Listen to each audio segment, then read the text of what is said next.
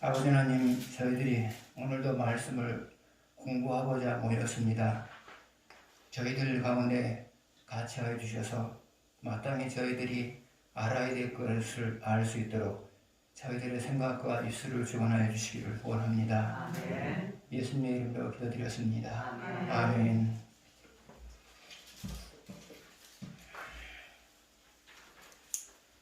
여러분이 잘 아시는 이야기입니다.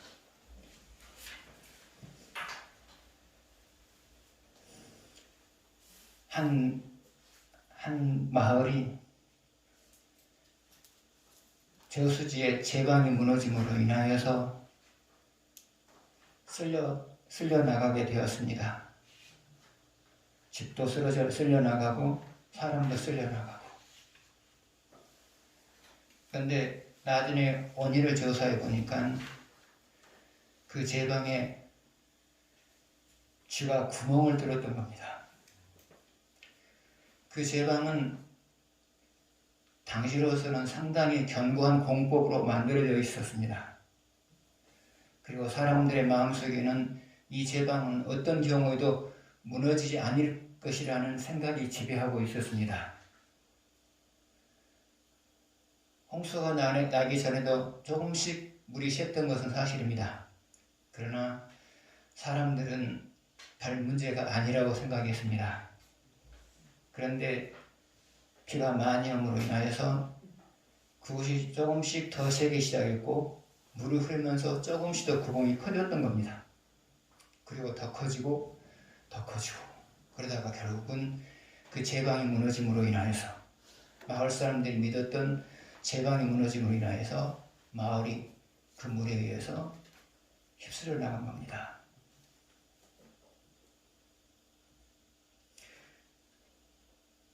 여러분의 소유가 새어나가도록 구멍을 뚫는 역할을 하는 것은 무엇일까요? 그것은 바로 회개하지 않는 죄입니다. 여러분이 회개해야 될 것을 회개하지 않으면 아무리 여러분이 가지고 있는 소유를 관리하려고 노력해도 구멍이 뚫립니다. 그리고 그 구멍으로 여러분이 소중하게 여기는 소유들이 조금씩 빠져나가는 거예요. 그래서 여러분, 회개하지 않는 죄는 여러분의 소유를 방어하는 그 제방에 구멍을 뚫게 되고요. 그래도 또 회개하지 않게 되면 그것으로 인하여서 삶의 한 부분이 무너지게 되는 겁니다. 물론 여러분 정도의 신앙이라면 그런 일이 없으리라고 생각이 되어집니다. 그러나 죄를 지었음에도 불구하고 회개하지 않고 살아가는 사람들, 그리고 또 다른 죄를 짓고 살아가는 사람들, 점점 소유에 대한 구멍이 뚫어짐으로 인해서 결국은 걷잡을 수 없이 새어나감으로 낙심할 수밖에 없는 상황을 맞이하게 되는 겁니다. 그래서 죄는 여러분의 소유에 구멍을 뚫습니다. 그리고 그것으로 빠져나가게 만듭니다. 그래서 여러분이 소유를 관리하시려면 죄를 짓지 않으려고 노력하시고요. 죄를 지었으면 금방 회개하시는 겁니다.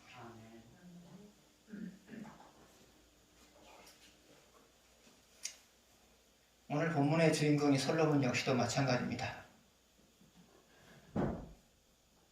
죄를 회개하지 아니함으로 인하여서 그의 인생에 구멍이 뚫렸습니다. 그리고 그 뚫린 구멍으로 인하여서 나라의 12분의 10을 잃어버리게 됩니다. 제가 이처럼 무서워요.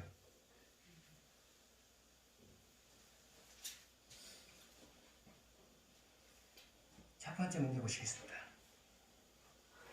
솔로몬의 여인들의 국적은 어디였는가? 하나님은 이방인과 혼인하지 말라고 했다. 그럼에도 불구하고 솔로몬이 이방 여인들을 맞이한 이유는 무엇인가? 자, 1절 2절 한번 보시겠습니다. 같이 읽겠습니다. 솔로몬 왕이 바로의 딸을 위해 많은 여인을 사랑하였으니 곧 모압과 암몬과 에돔과 시돈과 헷 여인이라. 여호와께서 일찍이 여러 백성에 대하여 이스라엘 자손에게 말씀하시기를 너희는 그들과 서로 통혼하지 말며 그들도 너희와 서로 통혼하지 말라 하나 그들이 반드시 너희의 마음을 돌려 그들의 신들을 따르게 하리라 하셨으나 솔로몬이 그들을 사랑하였더라. 솔로몬의 여인들이 참 많았어요. 그런 솔로몬의 여인들의 국적은 어디가 되었습니까? 모압, 암몬, 에돔, 시돈, 헷 여인, 그 다음에 애국 사람들도 있었죠. 그래요. 그런데 하나님은 누구를 막론하고 이방인과 결혼하지 말라고 말씀을 하셨죠. 결혼하지 말라고 말씀하셨죠. 그러면 이방인과 결혼하지 말라고 하는 근본적인 이유는 뭘까요? 이방인과 결혼하다 보면 이방인과 동화가 된다는 거죠. 신앙이 동화가 된다는 거죠. 그게 이제 목적이었어요. 이방인들과 결혼하지 말라. 그럼 결혼하지 말아야 될 이유가 뭐냐? 결혼하게 되면 이방인과 비슷해져 간다 그 말이죠. 다시 말하면 신앙의 순수성이 훼손이 된다 그 말이죠. 그러면 그럼에도 불구하고 솔로몬이 이방 여인들을 자기 부인으로 맞이한 이유가 뭘까요? 첫 번째로는 신앙의 자만심 때문이에요. 신앙의 자만심 때문이에요.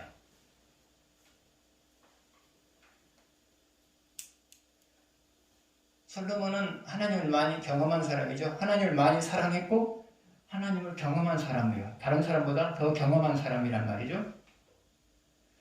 그래서 하나님은 솔로몬뿐만 아니라 이스라엘 백성에게 이방인과 결혼하지 말라. 결혼하게 되면 신앙이 훼손된다. 그렇게 말씀하셨단 말이죠. 그러나 솔로몬의 마음속에는 이런 게 있었어요. 적어도 나 정도면 이방인과 결혼해도 신앙의 순수성을 지킬 수 있을 것이다. 이런 생각에 이르게 된 거죠. 그러나 그것은 착각이었어요.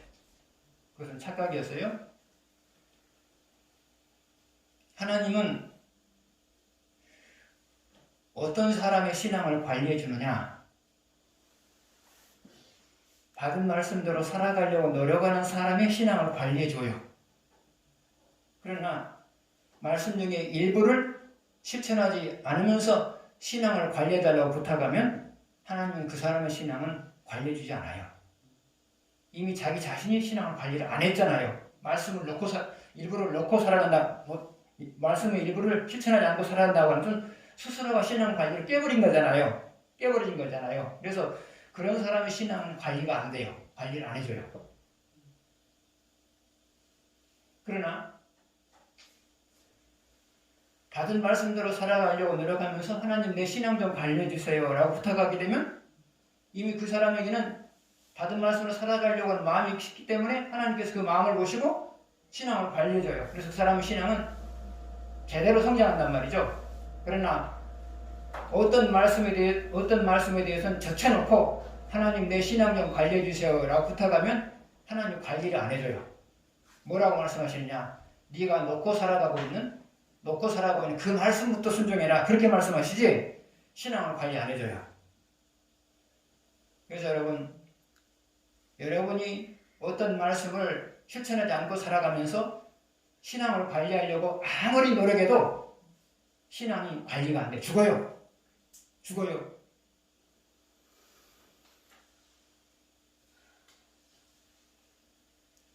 여러분은 신앙이 살아있어야만 당면한 문제를 해결할 수 있다는 사실을 알아요. 신앙이 살아있어야만 하나님의 능력의 도우심을 받아서 좋은 결과를 맺는다는 사실을 알아요. 그런데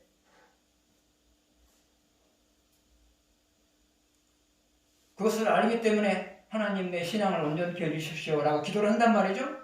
노력한단 말이죠. 그러나 여러분이 받은 말씀대로 살아가려고 노력했을 때는 하나님께서 여러분 신앙을 관리해서 온전케 만들어요. 그러나 여러분이 알면서도 어느 부분을 실천하지 않고 살아가게 되면 하나님은 신앙 관리를 안 해줘요. 그래서 여러분 신앙이 죽어요. 그래서 여러분이 아무리 신앙생활을 잘하려고 노력해도 알면서도 실천하지 않는 말씀이 있으면 신앙생활이 안 되는 거예요. 안 되는 거예요. 그래서 여러분의 신앙이 죽은 이유가 뭐냐? 모든 말씀을 실천하지 않았기 때문에 죽은 것이 아니고요.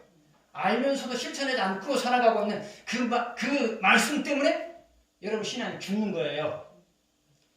여러분 내 신앙이 죽어있는지 살아있는지 알잖아요. 살아있으려면 어떻게 된다고요? 내가 실천하지 않고 있는 말씀을 회개하고 실천하고 그 다음에 하나님 내 신앙을 관리해 주세요 라고 부탁했을 때 여러분의 신앙이 사는 거고요. 어떤 말씀이든지 간에 알면서도 안 지키고 놔두면 그것으로 인해서 신앙 전체가 죽는 거예요. 솔로몬 신앙의 자만에 빠졌어요. 다른 사람들은 이방 여인과 결혼하면 신앙이 더 훼손이 되겠지만 하나님을 만난 경험이 두 번이나 있는 하나님이 찾아와서 나를 축복하신 경험이 두 번이나 있는 나 정도면 이방과 결혼해도 신앙이 무너지지 않을 것이다. 그런 생각을 가졌단 말이죠. 그러나 그것은 착각이었어요. 속절없이 무너져 버리잖아요. 그래서 하나님은 받은 말씀대로 살아가려고 노력하는 사람의 신앙을 관리해 주지만 알면서도 말씀을 실천하지 않고 놔두고 살아가는 사람 신앙은 관리해 주지 않아요. 또 그 사람이 아무리 신앙생활을 잘하려고 해도 신앙생활은 안 되는 거예요. 이미 하나가 금이가 버렸잖아요. 신앙은 하나가 금이가 하면 다 금가는 거예요. 두 번째로 솔로몬이 이방인과 결혼하지 말라고 했음에도 불구하고 이방인과 결혼한 이유가 뭐냐? 그것은 나라의 안전과 번영이라고 하는 것은 하나님의 도우심과 주변 국가들의 도움이 필요하다고 생각했기 때문에 그래요.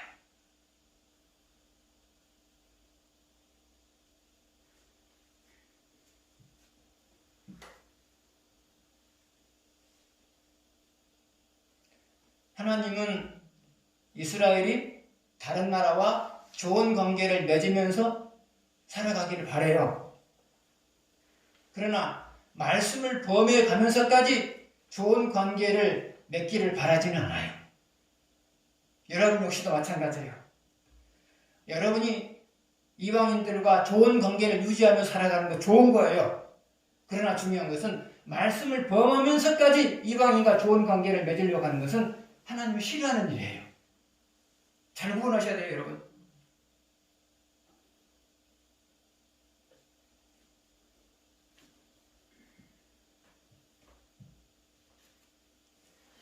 사람과 좋은 관계를 맺고 살아가려고 할 때 하나님께서는 여러분이 왜 그렇게 하려고 하는지 그 동기를 하나님께서는 살펴봐요. 여러분이 사람들과 좋은 관계를 맺으려고 노력할 때 하나님께서는 여러분이 왜 그 사람과 좋은 관계를 맺으려고 하는 것인지 그 의도를 하나님께서는 살피신단 말이죠. 적어도 여러분이 사람들에게 인정받고자 하는 목적으로 그 사람과 좋은 관계를 맺으려고 하면 하나님께서 싫어하세요. 왜 싫어하느냐?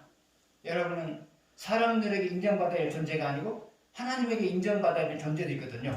싫어하세요. 그리고 여러분이 어떤 사람과 좋은 관계를 맺음으로 인하여서 무엇인가를 얻고자 하는 목적으로 좋은 관계를 맺으면 그건 역시도 하나님께 싫어하세요. 여러분은 하나님과 좋은 관계를 맺게 되면 얼마든 인생을 잘 살아낼 수 있는 사람들이거든요. 그래서 솔로몬 왕이 이방 여인들과 결혼한 것에 하나님 싫어하신 이유는 두 가지예요. 하나는 뭐냐? 먼저 말씀을 범했기 때문에 싫어하는 것이고요. 또 하나는 하나님의 능력을 인정하지 않았기 때문에 하나님께서 싫어한 거예요. 그동안에 이스라엘 하나님 한 분 도우심이 있었으면 끝난 거였잖아요.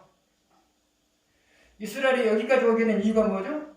하나님 한 분만을 바라보면서 살았을 때 하나님이 이스라엘 도움으로 인하여서 이스라엘 여기까지 왔잖아요. 그래서 이스라엘의 안정과 번영은 하나님 한 분이면 좋게요. 여러분의 안정과 번영도 하나님 한 분이면 좋게요. 아멘. 그런데 여러분은 이것을 믿지 못함으로 인하여서 사람들과 좋은 관계를 맺고 그래서 그 사람의 도움을 받아서 인생을 잘 살아내려고 한단 말이죠. 이것은 지혜로운 것 같으면서도 가장 소중한 하나님을 잃어버릴 수 있는 가능성 있는 가장 어리석은 행동이란 말이죠. 이스라엘의 안전도 하나님 안전과 번영도 하나님 한 분이면 좋게요. 여러분의 안전과 번영도 하나님 한 분이면 좋게요.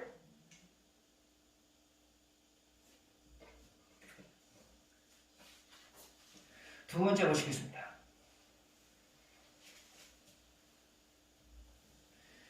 솔로몬이 말씀을 외면하고 이방 여인을 맞아들임으로 인한 결과는 무엇이었는가? 3절에서 8절을 번갈아 가면서 읽겠습니다.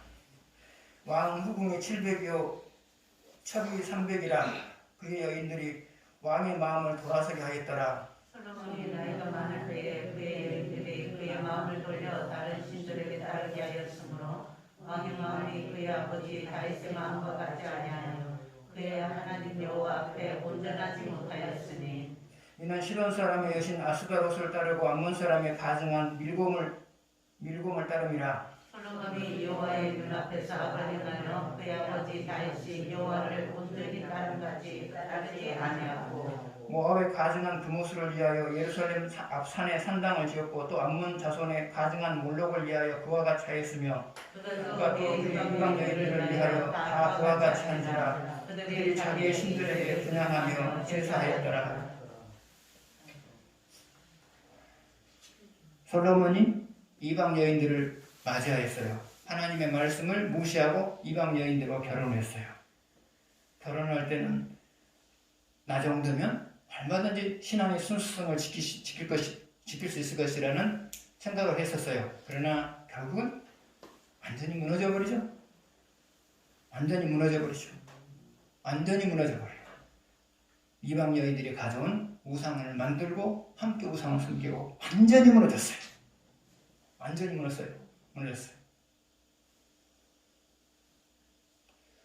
왜 완전히 무너졌어요? 시작은 솔로몬의 신앙이 완전히 무너진 그 시작은 무엇이었어요? 출발점이 뭐였죠? 이방 여인과 결혼한 것이었어요. 그래서 신앙을 하나가 무너졌을 때 다시 회복을 시켜놓지 않으면 걷잡없이 계속 연쇄적으로 무너지는 것이 신앙생활이에요. 연쇄적으로 무너져요. 여러분 역시도 마찬가지예요. 하나의 죄를 회개하지 않고 놔두게 되면 그 죄 때문에 신앙이 연쇄적으로 무너진다고요. 그래서 여러분 죄를 지으면 얼른 회개하셔야 돼요. 안 그러면 그것으로 인해서 연쇄적으로 죄를 짓게 된단 말이죠. 솔로몬은 완전 신앙이 무너져 버렸어요. 그러면 여러분의 신앙이 무너지지 않으려면 어떻게 될까요? 여러분이 여러분의 신앙을 잘 관리하려면 어떻게 될까요? 첫 번째로는 죄를 지을 가능성 있는 사람, 만나면 죄를 지을 가능성이 있는 사람, 가면은 죄를 지을 가능성 있는 장소, 피할 수 있으면 피하는 거예요. 만나면 죄를 지을 가능성 있는 사람, 가면은 죄를 지을 가능성 있는 장소, 이것을 피하는 거예요. 피하셔야 돼요. 안 피하고 그 사람을 만나고 안 피하고 그 장소로 가게 되면 이미 반 이상은 그 죄를 지을 마음이 있는 거예요. 반 이상은 그 죄를 지을 마음이 있는 거예요. 무너져요. 속절없이 무너진단 말이죠. 그러나 살다 보면 만나서는 안 될 사람, 가서는 안 될 장소에 가야 될 때가 있단 말이죠. 그럴 때는 여러분이 많은 기도를 하고 그 사람을 만나야 되고요. 많은 기도를 하고 그 장소로 가야 돼요. 그래야 신앙 관리가 돼요. 두 번째로 여러분이 여러분의 신앙을 관리하려면 어떻게 되느냐? 받은 말씀대로 살아가려고 노력하셔야 돼요. 왜 그러느냐? 받은 말씀대로 살아가게 되면 말씀을 첫 번째로 말씀을 꼭 지켜야 된다는 마음이 생겨요. 말씀을 꼭 지켜야 된다는 마음이 생겨요. 두 번째로 말씀을 지키지 않으려고 할 때 하나님이 아주 강하게 개입을 해요. 왜요? 하나님께서는 그 모습을 간직한 채 살게 만들기 위해서 아주 강하게 개입을 하세요. 그래서 여러분이 정상적인 신앙생활을 하려고 할 때는 죄를 지으려고 하게 되면 하나님께서 아주 강하게 개입을 하세요. 왜 강하게 개입을 하실까요? 그 아름다운 신앙의 모습을 계속해서 간직하게 만들어서 강하게 개입을 하세요. 그래서 신앙생활 대충 할 때 죄를 지으려고 할 때와 신앙생활 아주 잘하고 있을 때, 여러분 잘하고 있을 때 하나님이 개입하시는 모습은 달라요. 그래서 여러분 받은 말씀대로 살아가려고 노력하는 것, 그것이 바로 자기 신앙을 관리하는 거예요. 세 번째 보시겠습니다. 솔로몬이 하나님을 떠나 우상을 숭배했을 때 하나님이 하신 말씀은 무엇인가? 9절에서 13절 교도하시겠습니다.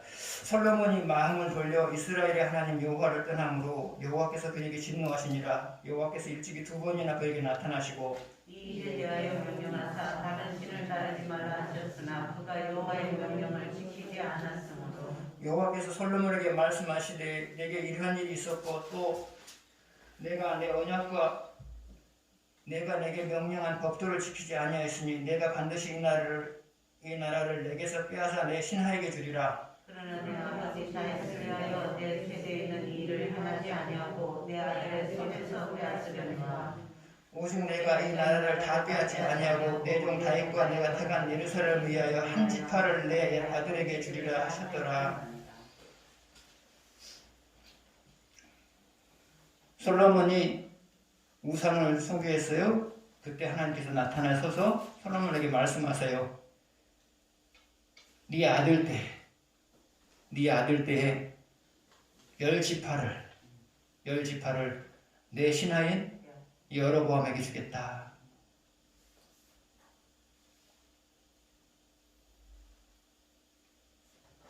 솔로몬이 하나님 떠났어요? 그러자 하나님께서는 12개 중에 10개를 빼앗아갔어요. 왕에게 있어 가장 소중한 것은 뭘까요? 영토겠죠?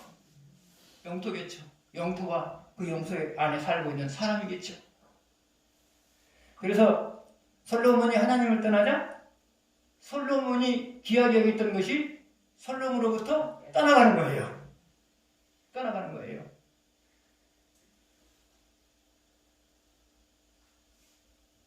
여러분 역시도 마찬가지예요. 여러분의 마음속에 하나님보다 더 귀하게 여기는 것이 있으면 여러분이 귀하게 여기는 것들이 여러분에게서 떠나가기 시작해요. 그래요, 여러분. 왜 그렇게 해야 될까요? 여러분이 귀하게 여기는 것들이 여러분에게서 떠나가면 여러분이 하나님께로 돌아올 거거든요. 그래서 여러분이 하나님보다 소중히 여기면서 살아가고 있는 것이 있으면 여러분이 귀하게 여기는 것들이 여러분에게서 떠나가기 시작하는 거예요. 그러나 여러분이 하나님을 항상 가까이 하며 살아가게 되면 여러분이 귀하게 여기는 것들이 여러분들에게 모여들어요. 이게 하나님께서 만들어 놓은 원리예요.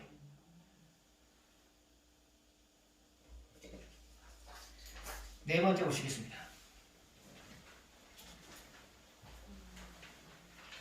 하나님이 솔로몬을 징계하기 위하여 쓰신 도구들은 누구인가?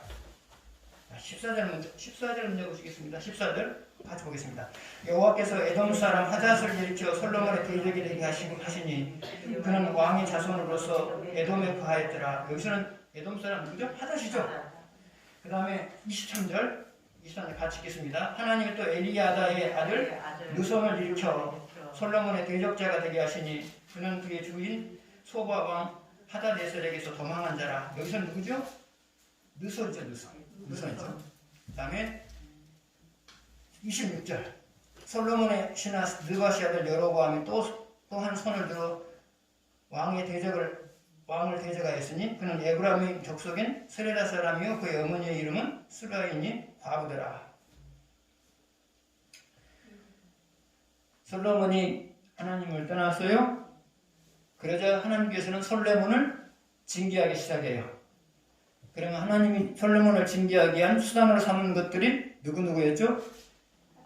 하닥과 느손과 여로보암이었죠.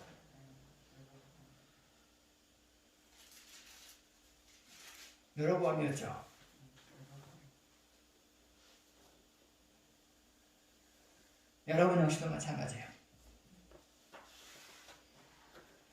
여러분이 여러분의 마음속에 하나님보다 더 소중한 것을 간직한 채 살아가게 되면 하나님은 여러분을 괴롭히는 대적들을 만들어요.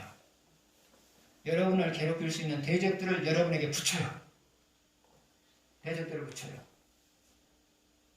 그러면 그 대적이라고 하는 것, 여러분을 괴롭게 하는 대적이라고 하는 것은 뭐냐? 여러분을 괴롭힐 수 있는, 첫 번째로 여러분을 괴롭힐 수 있는 사람을 붙여요. 괴롭힐 수 있는 사람을 붙여요. 그래서 여러분보다 힘 있는 사람이 여러분을 괴롭힐 때 그것을 우연이라고 생각하지 마세요. 우연이라고 생각하지 마세요. 둘 중에 하나예요. 하나는 여러분을 회개시키기 위해서 괴롭히는 사람을 붙이는 것이고요. 여러분을 회개시키기 위해서 여러분을 괴롭히는 사람을 붙이는 것이고요. 또 하나는 여러분에게 핍박을 허용하시기 위해서 괴롭히는 사람을 붙일 수도 있는 거고요. 둘 중에 하나예요. 그래서 여러분보다 힘 있는 사람이 여러분을 괴롭히게 되면 단순하게 그 사람을 미워하거나 원망하지만 마시라고 해요. 이것이 하나님으로부터 난 것이라면 그것을 회개할 수 있는 기회로 삼으세요. 회개할 수 있는 기회로 삼으세요. 그게 신앙인의 바람직한 모습이에요.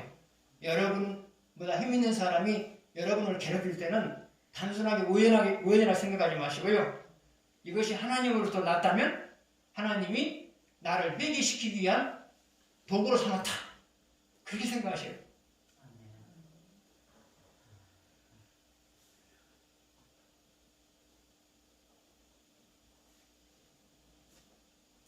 두 번째로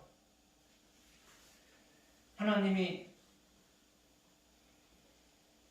징계하는 수단은 뭐냐? 여러분을 괴롭게 하는 사건을 여러분을 붙여요.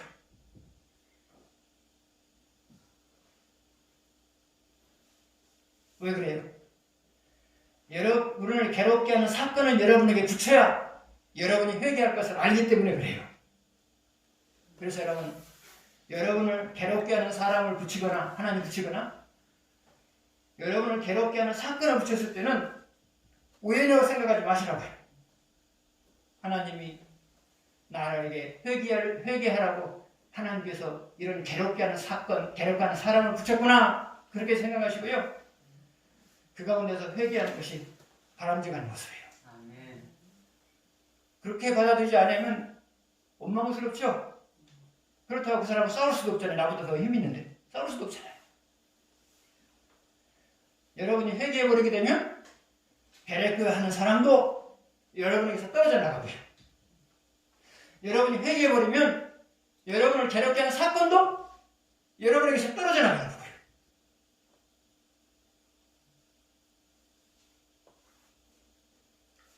그것으로 끝나지가 않죠. 여러분이 괴롭게 하는 사건, 괴롭게 하는 사람이 왔을 때 회개해버리게 되면 여러분을 도울 수 있는 사람이 붙여지고요. 여러분을 감격스럽게 할 수 있는 사건도 여러분의 삶 속에 붙여지는 거고요. 그런 거예요, 여러분. 그래서 여러분, 괴롭게 하면 회개하십시오. 그러면 괴롭게 하는 것들이 사라질 뿐만 아니라 여러분을 기쁘게 하는 사건들과 사람들이 여러분의 기쁘게 갈 수 있는 이들이 여러분의 삶 속에 붙여진다는 사실이에요. 다섯 번째,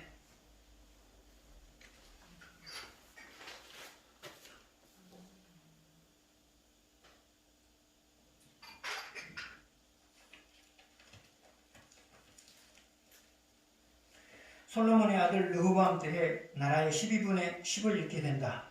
그런데 하나님은 선지자를 통하여 나라의 12분의 10을 찾아야 할 사람인 여로보암에게 이 사실을 미리 알리신다. 그 이유는 무엇인가? 28절에서 32절 보시겠습니다. 이 사람 여로보암은 큰 용사라. 솔로몬이 이 청년의 부지런함을 보고 세워 요셉 족속의 일을 감독하게 하였더니 그 즈음에 여로보암이 예루살렘에서 나갈 때 시므 사람 선지자 아히야가 길에서 그를 만나니 아히야가 새 백업을 입고 그 두 사람만 늪에 있었더라. 아히야가 자기가 입은 새 옷을 잡아 12조각으로 찢고 여로보암에게 이르되 너는 12조각을 가져라. 이스라엘의 하나님 여호와의 말씀이 내가 이 나라를 솔로몬의 손에서 쥐어 빼앗아 10지파를 내게 주고 오직 내 종 다윗을 위하고 이스라엘 모든 지파 중에서 택한 성 예루살렘을 위하여 한 지파를 솔로몬에게 주리니. 하나님은 여로보암에게 이스라엘의 12지파 중에서 10지파를 주기로 작정을 하셨어요. 그리고 나서 이 사실을 선지자를 통해서 여로보암에게 알려주시죠. 그러면 미리 알려주신 이유가 뭘까요? 첫 번째로는 준비시키기 위해서예요. 준비시키기 위해서예요.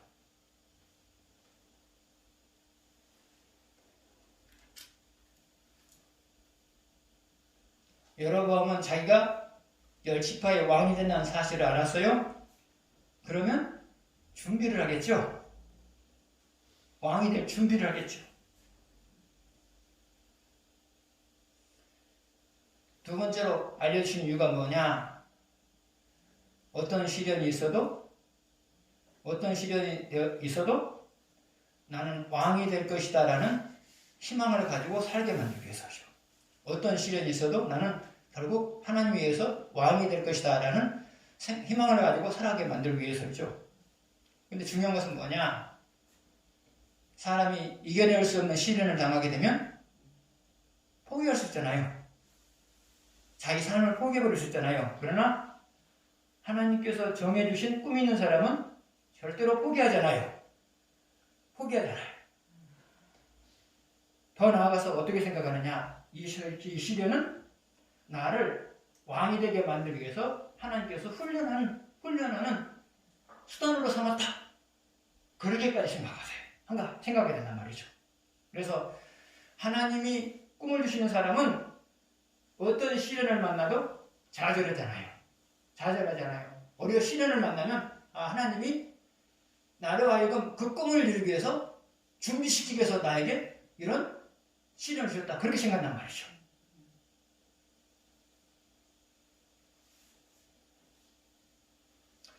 세 번째로 왕이 될 것을 미리 알려준 이유가 뭐냐? 그것은 왕이 된 이후에 하나님을 잘 섬기게 만들기 위해서예요. 누가 봐도 여로보암은 왕이 될 사람은 아니었잖아요. 왜냐하면 다윗의 가문이 아니기 때문에 왕이 될 사람은 아니잖아요. 그런데 하나님에 의해서 왕이 될 수 없는 사람이 왕이 됐단 말이죠. 사실상 10지파를 자기가 정복에서 소유한 거 아니죠. 정복에서 소유한 것도 아니죠. 그냥 하나님께서 그냥 갖다 준 거예요.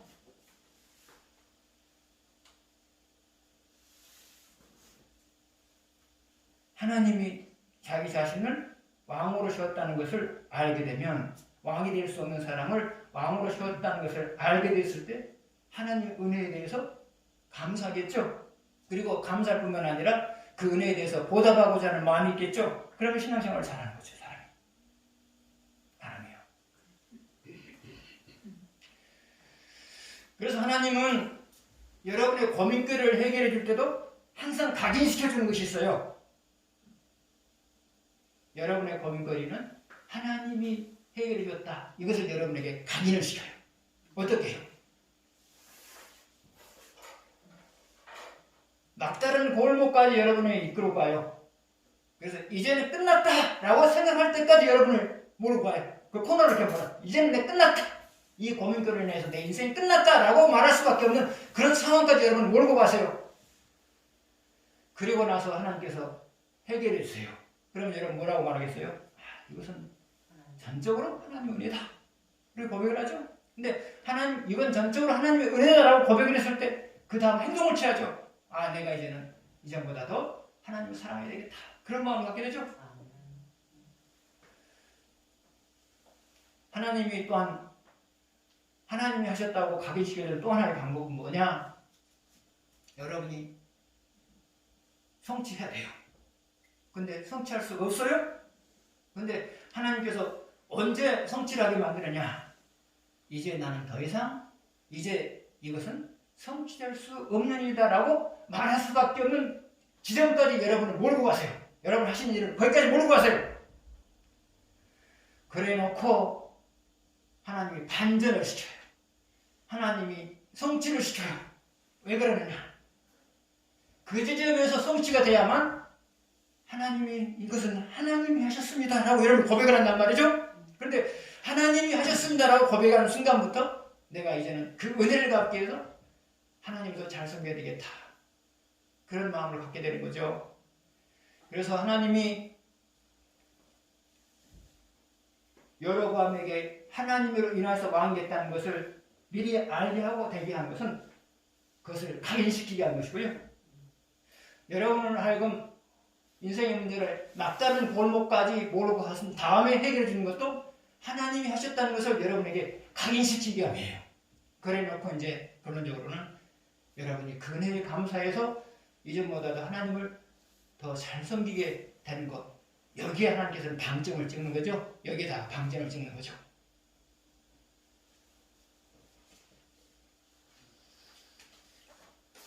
여섯 번째 보겠습니다.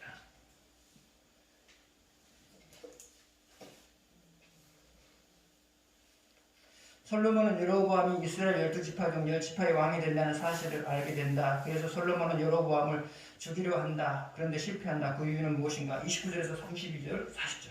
29절 보시겠습니다. 그 즈음에 여로보암이 예루살렘에서 나갈 때 실로 사람 선자 아히야가 길에서 그를 만나니 아히야가 새 의복을 입었고 두 사람만 들에 있었더라.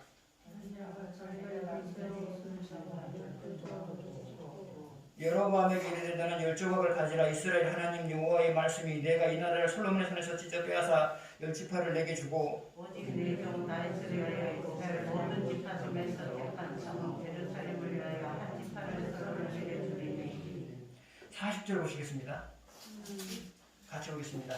이러므로 솔로몬이 여로보암을 죽이려 하매 여로보암이 일어나 애굽으로 도망하여 애굽 왕 시삭에게 이르러 솔로몬이 죽기까지 애굽에 있으니라.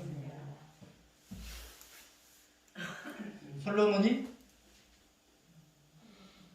여로보암을 죽이려고 해요. 왜냐하면 하나님이 여로보암에게 12지파 중에서 10지파를 주려 한다는 사실을 알기 때문이죠. 자, 보세요. 다윗도, 사울도 다윗이 왕이 되려고 했을 때 죽이려고 했죠. 그래서 솔로몬이나 사울이나 똑같아요. 권력 앞에서는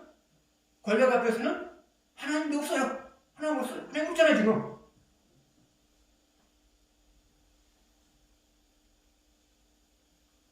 지금 적어도 이 순간에는 사울이나 솔로몬이나 똑같은 상태예요. 똑같은 상태예요. 공통점은 그들에게는 하나님이 없어요. 하나님이 없어요.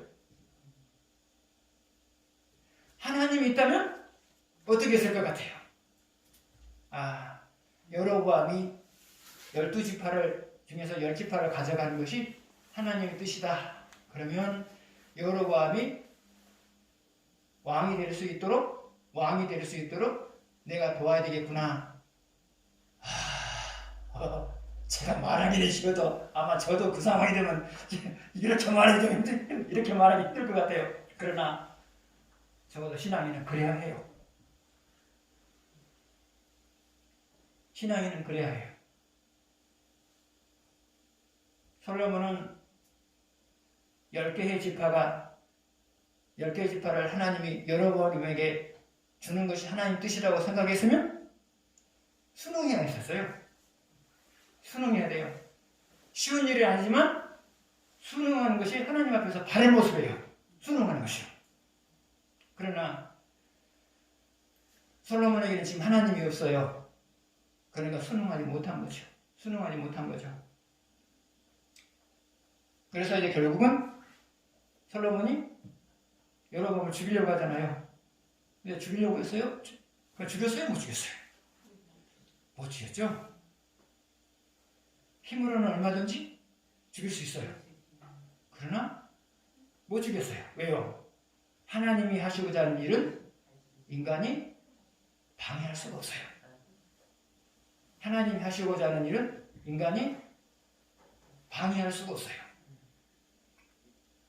인간이 수포로 돌아가게 할 수가 없어요. 하나님이 하시고자 하는 일은 인간이 수포로 돌아가게 할 수가 없어요.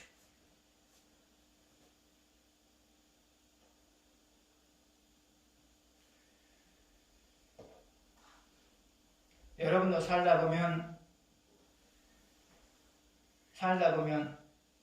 어떤 사람에게 해를 입거나 해를 입을 수 있는 가능성이 있을 때가 있어요.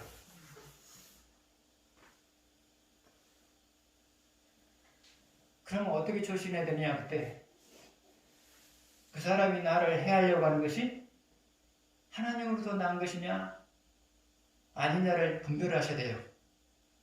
그래서 하나님으로부터 난 것이면 여러분 순응하셔야 돼요. 그때 여러분이 그 사람을 대적하게 되면 여러분이 100번 싸워봐야 100번 져요. 왜요? 하나님의 뜻은 인간이 거스르면 안 되거든요. 거스를 수가 없거든요. 그래서 여러분, 어떤 사람이 여러분을 해롭게 했어요. 그리고 해롭게 하려고 해요.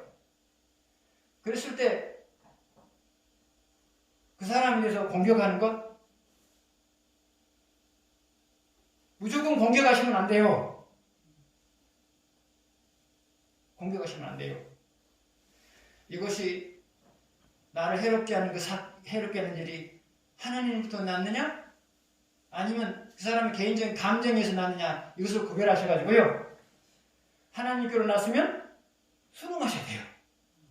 만약에 순응하지 않고 공격하게 되면 하나님이 누구 편이 되는 거예요? 나를 해하려고 하는 사람 편이 돼서 여러분이 더 곤란하게 되어서요. 지금 솔로몬이 그런 형국이에요. 지금 하나님은 솔로몬의 편이 아니라 여로보암의 편이죠. 근데 여로보암을 죽이려고 하게 되면 하나님이 솔로몬을 가만 놔두겠어요? 아니죠. 지금 여기 보게 되면 하나님께 솔로몬을 사랑하셔서 피하게 만들었잖아요. 만약에 솔로몬이 군사를 몰고 와서 여로보암 앞에 섰다면 하나님은 누구 편일까요? 솔로몬의 편일까요? 여로보암을 편에 둘까요? 여로보암 편이죠. 여로보암 편이요, 당연히.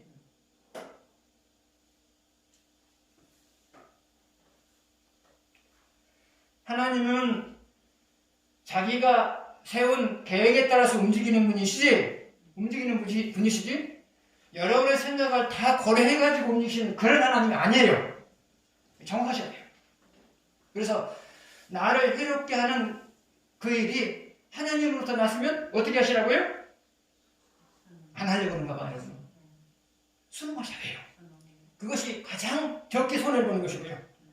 순응하지 않고 대차게 싸웠다.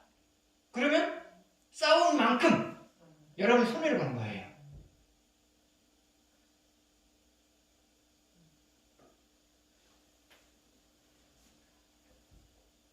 여러분 이걸 잘 생각하셔야 돼요.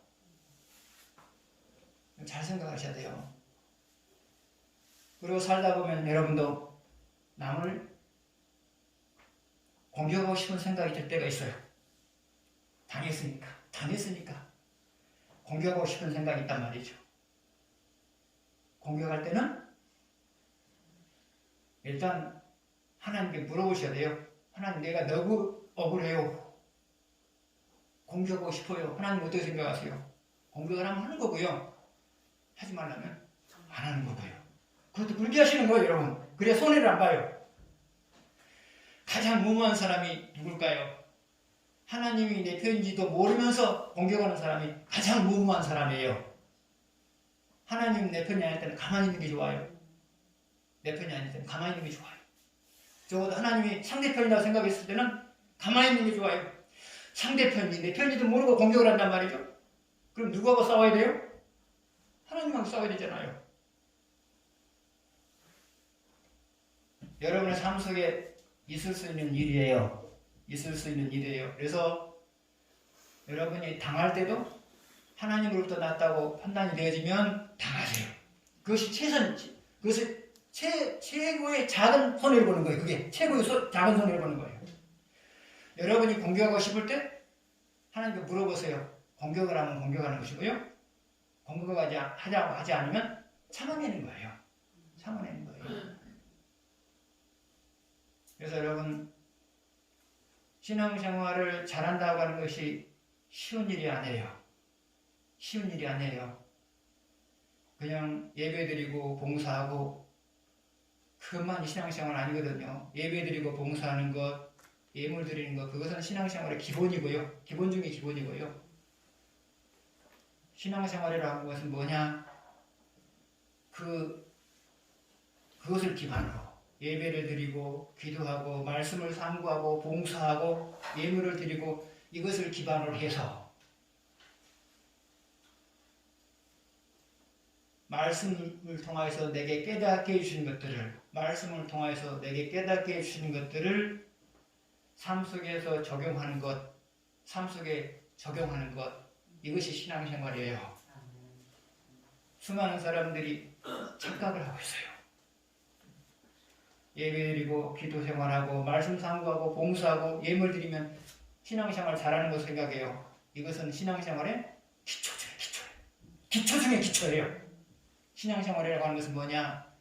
깨달은 말씀을 삶 속에서 구체적으로 완성하면서 살아가는 것, 이것이 신앙생활이에요. 착각하시면 안 돼요, 여러분. 착각하시면 안 돼요.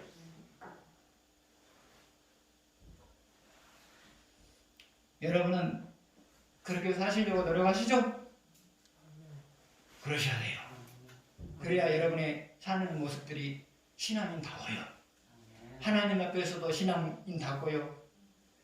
안 믿는 사람 앞에서도 신앙인답고요. 오늘날의 그리스도인들이, 저를 비롯한 그리스도인들이 신앙다움을 잃어버렸어요. 신앙인다움을 잃어버렸어요. 왜요? 말씀을 깨달으면 삶 속에서 구체적으로 완성하고자 하는 노력이었거든요. 그러니까 신앙인다움을 잃어버렸어요. 그래서 안 믿는 사람도 신앙인들의 삶을 보면서 귀하다는 생각을 못해요. 어쩌면 코로나가 온 이유가 신앙인들의 이런 모습 아니겠느냐, 이런 모습 때문에 아니겠느냐.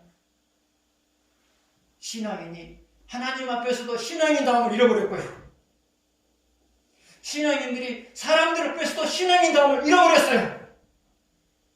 그래서 코로나가 온 근본적인 이유는 신앙인의 본질로 돌아가라. 본질로 돌아가라. 신앙의 본질로 돌아가라. 본질로.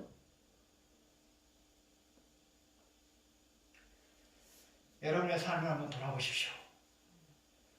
나는 깨달은 말씀들을 삶 속에서 얼마만큼 완성했는지